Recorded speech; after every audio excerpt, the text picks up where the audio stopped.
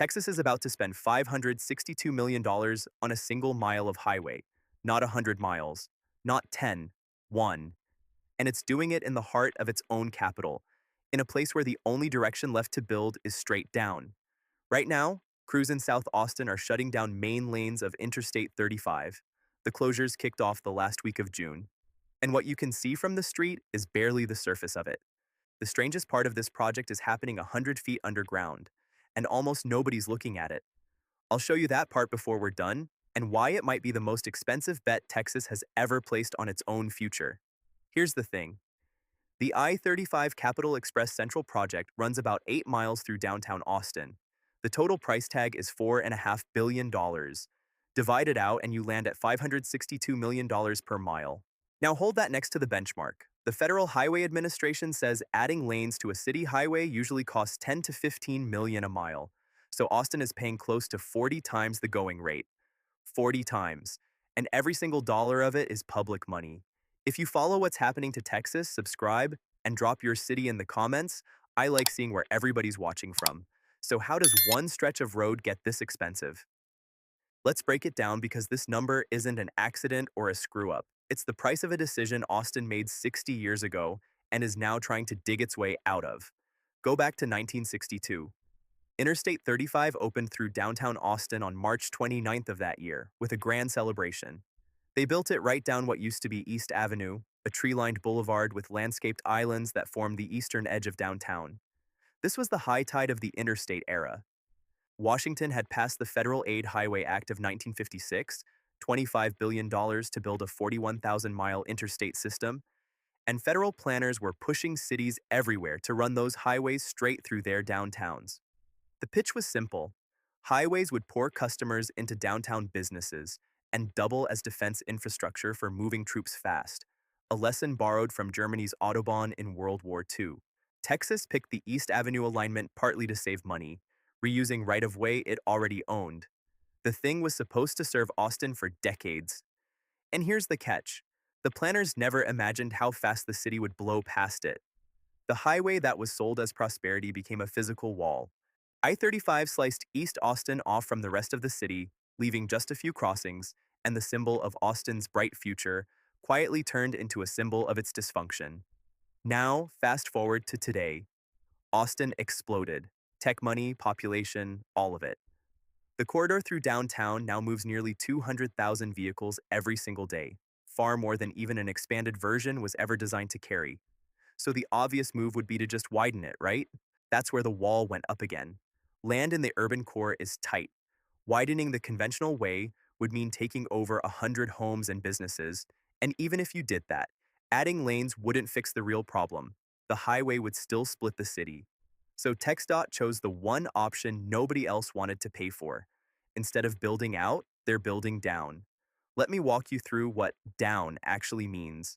The plan lowers the main lanes of I-35 between 25 and 60 feet below street level, from roughly Holly Street up to Airport Boulevard, essentially a sunken highway threaded under downtown. The old upper decks built in 1975 get demolished entirely. They're adding two new HOV-managed lanes in each direction. Free, no tolls, open to carpools, buses, and emergency vehicles. And they're layering in over 19 miles of shared-use paths for people on foot and on bikes, plus 13 new connections to the urban trail network.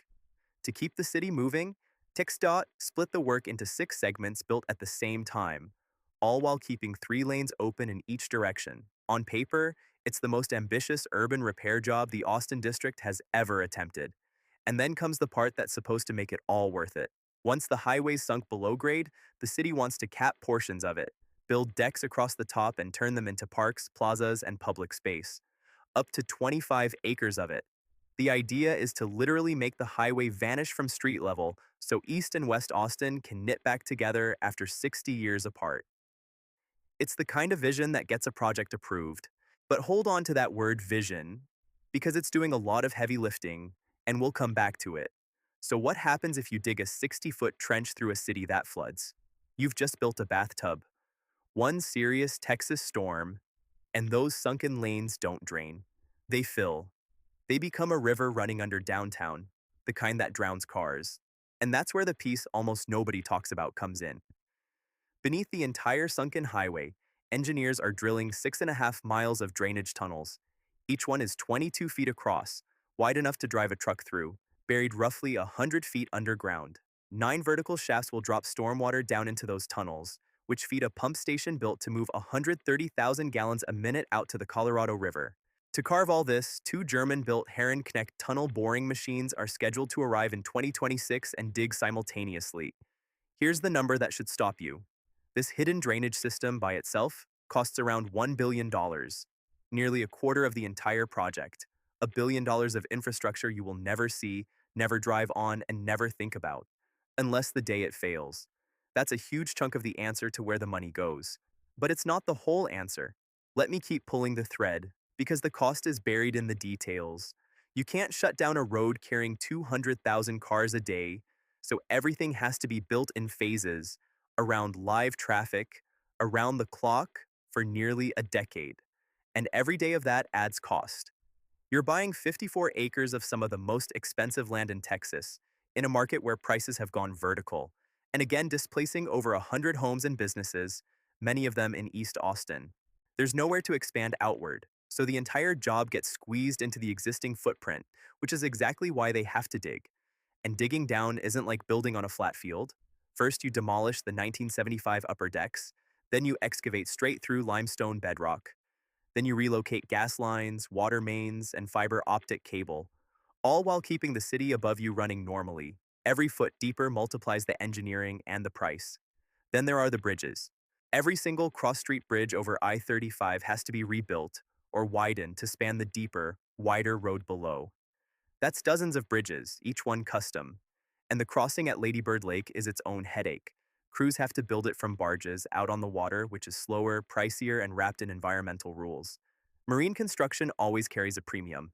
So let me ask you something, because if you drive this corridor, you understand it better than any planner with a slideshow. If you live on I-35, do you actually believe those parks ever get built? Or does the money run out long before the first deck goes in? I ask because here's the quiet problem hiding right inside the budget. Austin is spending $14 million right now on extra strong support columns engineered to someday hold the weight of soil, trees, and crowds of people. But that $14 million doesn't build a single park. It buys the option to build one later. The full cap build-out could cost $1.4 billion more, and the federal funding that might have covered part of it is now in jeopardy while the city's facing its own budget squeeze. So those columns could sit there for years, reinforced and ready, holding up nothing but air. If Austin doesn't strengthen the structure now, the caps become impossible later. But paying for the option now is expensive too, and it's already baked into that $4.5 billion number. Now here's where Austin really separates itself from the pack, and where the risk gets personal. Spending hundreds of millions per mile isn't new in America. Look at Atlanta. In August 2024, Georgia approved a $4.6 billion project to add express lanes to 16 miles of State Route 400. But Atlanta did it as a public-private partnership. A private company fronts most of the cash up front, then runs the toll lanes for 50-plus years to earn it back. If traffic comes up short and the tolls don't deliver, the company eats the loss, not the taxpayers. Even inside Texas, the math looks gentler elsewhere. Dallas is rebuilding its I-35E corridor for about $4.8 billion across 28 miles, roughly $171 million a mile, and it's being built incrementally as money becomes available, mostly at ground level. Austin's 8-mile stretch costs more than 4 times that per mile because Dallas widened at the surface while Austin is burying lanes 60 feet down with $1 billion tunnel underneath. And Austin chose to do the whole thing on public money. $3.4 billion from the Texas Transportation Commission's discretionary funds, $633 million from the Regional Planning Organization, CAMPO, plus some federal support. No private partners, no tolls on the main lanes, no one to share the downside. TxDOT keeps full ownership and full control, which sounds great, and in one sense it is, but it cuts both ways. Every cost overrun, every surprise layer of rock, every weather delay, every utility nobody knew was buried there, every year of inflation across a build that won't finish until 2032 or 2033, all of it lands on Texas taxpayers. The drainage tunnels alone aren't slated to be done until 2029. This is a 9-year bet with no cosigner. So is it worth it? That's the real question. Not whether the engineering works, but whether the gamble pays off. Here's the honest reading, both sides.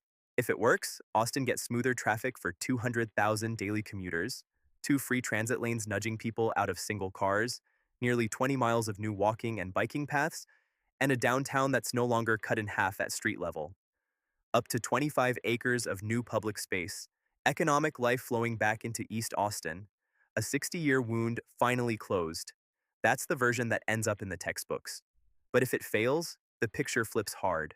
$4.5 billion spent, the caps never built because the money ran dry, and the highway still dividing the city, just from a trench instead of a deck. Induced demand quietly refills those shiny new lanes within a few years, and the congestion comes right back. East Austin absorbs the displacement and a decade of construction noise and dust without the payoff it was promised. And those $14 million support columns sit there, holding up nothing. In that version, the trench isn't a bridge between two halves of a city, it's a deeper scar. And that's the story that actually matters here, the one bigger than Austin. This was never really about a highway. It's about whether a fast-growing American city can spend its way out of a mistake it made 60 years ago by burying that mistake underground and planting a park on top of it. Austin is betting 40 times the going rate that it can, and it's not the only one watching the outcome. Every Sunbelt city staring down the same problem, a downtown freeway that strangled the neighborhoods it was supposed to serve, is taking notes on what happens here. If Austin pulls it off, you'll see this playbook copied across the country. If it doesn't, it becomes the $4.5 billion warning everyone points to. We won't know which one it is until 2032 or 2033, when the dust finally settles and the last machine pulls out. But the choice is already made, the money's already moving, and the hole is already in the ground. If this is the kind of breakdown you're here for, like the video and subscribe, there's a lot more coming on where Texas is actually headed. See you in the next one.